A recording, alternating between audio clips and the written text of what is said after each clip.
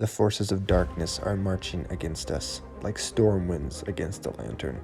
They think to find us cowering in the mountains like sheep, but I want them to feel the dragon's breath on their necks, the dragon's teeth in their guts. I want those black-garbed, high-riding sons of sluts to burn in dragon's fire. I want you to be the dragon. I want you to think dragon. When the legion charges, I want you to fight like dragon. Hello and welcome to Liam's Lyceum. I am your host, Liam, aka Himvar. Today I'll be doing a spoiler-free review of David Gemmell's The King Beyond the Gate.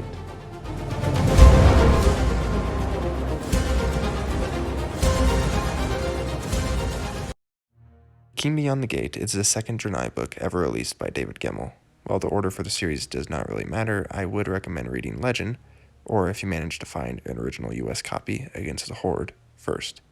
I don't presently have a review for it, but I may link someone else's until I get around to it myself. The novel itself is from 1985. When it was published in the United States in the late 80s, it was originally called Book 3 of a trilogy, since there were only 3 out at the time. This order, of course, as I previously mentioned, doesn't really matter. Now, let's get on to why you should actually read it. Tanaka Khan is our main character. We get a good introduction of his troubles and woes at the start of the book. Of course, he is a veteran of battles in this war-torn world. A crazed emperor rules the land, and Tanaka plans to kill him. Of the other characters, my favorites were Rinya, Scalar, and Raven, who reminded me of Druss a lot from Legend. I also enjoyed Pagan, but he did sort of seem like a paragon, though I may be reading too much into that. Kyle was also very easy to love, though his appearance is rather short. For the first 2/3 of the book, Decado also gets a good amount of page time. Honestly, the characters are spread out. Tanaka didn't even seem like the lead protagonist sometimes. So as of recording this, it is Sword and Sorcery November. You could certainly argue whether this book counts as Sword and Sorcery, since it sort of bridges the gap between classic Sword and Sorcery and modern epic fantasy. Regardless, it's certainly heroic fantasy, and that's close enough for me for Sword and Sorcery November. Okay, that was an aside. Now back to characters. Tanaka is half Nadir and half Drenai, and if you haven't read the first book or don't remember from the first book, they are ancient enemies. Drenai is a different country, the Nadir are different people, completely different cultures. But not only is he of mixed blood, on the Nadir side, his mother's side, he is a direct descendant of Oric, who led the invasion in Book 1. On his father's side, he is a direct descendant of the Earl of Bronze, who repelled that invasion. This makes for a character who does not feel welcomed by either Drenai society or Nadir society, and he is basically an outcast and not accepted. 15 years prior, Tanaka was part of the Dragon, a band of Drenai soldiers formed after the battle at Drostonok, as told in Book 1. Their task was to defeat other Nadir invasions.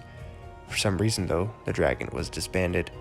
This defunct status has to do with Seska, the Mad Emperor. This book does introduce one large, fantastic element that was not present in the first. Most notably, there are beings called Joinings, called such because they are a mix of human and animal. They're not natural. It's shortly explained that they were made by Seska, using ancient technology of the Elders. Gemmell's writing is swift, but manages to be awesome and emotional, all in the same page. The first couple of chapters is riddled with flashbacks and introduces several characters quickly, but it's not much of a chore and he really doesn't mince words, so it's not really confusing at all.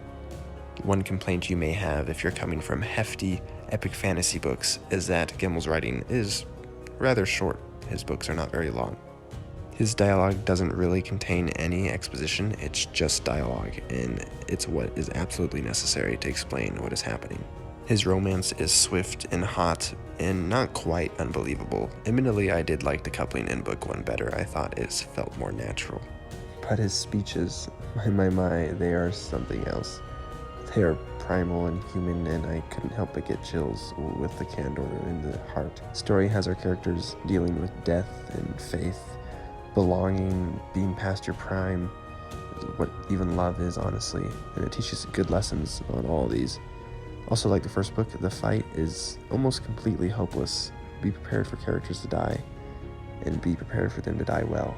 While the setting of the first book was almost completely in one location, this book is in several locations, mostly around the land of the Drenai.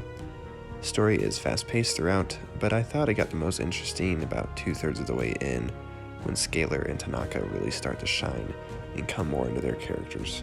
So one more thing to note, this is something I had more of a thought when I read Legend and less so here, but there are similarities between this and The Legend of Drizzt by R.A. Salvatore. I think fans of those would be pleased with these. Gemmell does everything Salvatore does, but better. Anyways, that is my review. I really, really, really loved this book, and it was a great start to Sword and Sorcery November. It wasn't quite 5 stars to me, and that's mostly because I don't think I liked it quite as much as I enjoyed Legend. But if I hadn't read Legend before this, it probably would have ended up being 5 stars, just comparing it to the sequel, or rather the prequel. It didn't quite live up to it. Anyways, let me know if you've read this. I did really decide to pick this one up for sure because Michael K. Vaughn over on his channel had mentioned that he would be reading it for Sword and Sorcery November as well. So hopefully I'll be watching his review soon as well. Anyways, this has been Liam with Liam's Lyceum. I'll catch you next time.